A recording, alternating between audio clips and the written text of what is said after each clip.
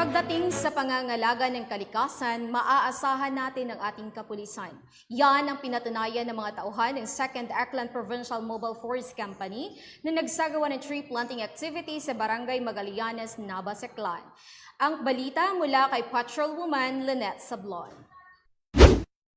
Nagsagawa ang mga tauhan ng 2nd Aklan PMFC sa pangunguna ni Police Lieutenant Manuel T. Estrada ng isang tree planting activity na ginanap sa Barangay Magallanes, Navas, Aklan nito lamang ika-3 ng Abril taong kasalukuyan. Katuwang sa aktibidad, ang Aklan Maritime Police Station at barangay officials ng nasabing lugar na kung saan ay tinamnan ng mga punong kahoy ang lugar na nakakalbo na dulot ng El Nino.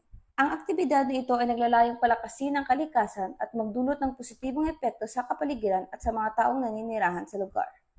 Hindi lamang ito isang simpleng gawain, kundi isang paraan ng mga tauhan ng 2nd Aklan PMFC upang ipakita ang kanilang pagmamalasakit sa kalikasan at sa kapakanan ng kanilang komunidad.